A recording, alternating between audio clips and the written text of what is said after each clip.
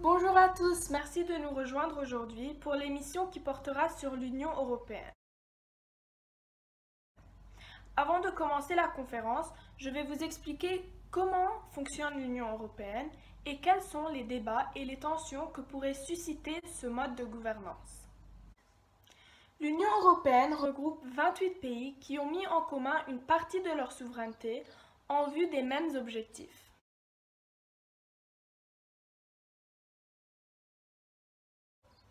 L'Union européenne a mis en place un processus nécessaire pour son fonctionnement.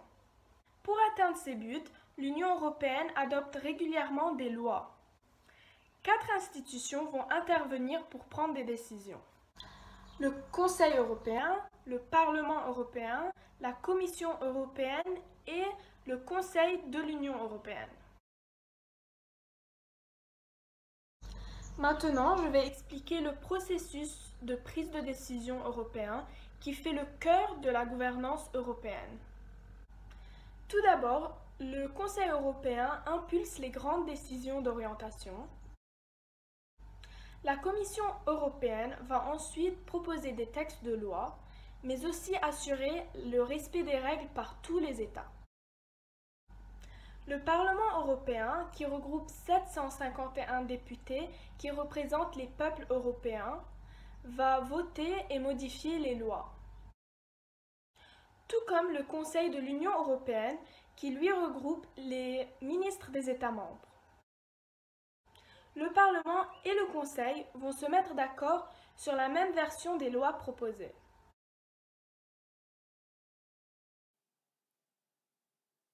Désormais, l'Union européenne rencontre des défis.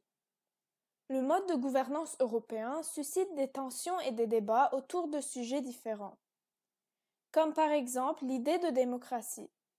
Tandis que le système institutionnel européen offre des outils démocratiques, tous ne le qualifieraient pas comme un système de gouvernance démocratique, mais plutôt d'un système de gouvernance technocratique, c'est-à-dire que les techniciens et les fonctionnaires exercent l'essentiel du pouvoir. Mais aussi, l'unanimité des décisions forme des débats et des tensions. Pour que des décisions soient adoptées au sein de l'Union européenne, le vote se fait par unanimité, ce qui voudrait dire qu'il suffit que 16 sur les 28 pays soient d'accord. Mais les décisions prises sont quelquefois dans l'intérêt de certains pays, mais viennent perturber d'autres. Par exemple, au traité de Maastricht, une décision a été prise d'imposer des critères de convergence à respecter qui interdiraient de dépasser les 3% de déficit public. Mais cela était difficile pour certains États durant la crise de dette.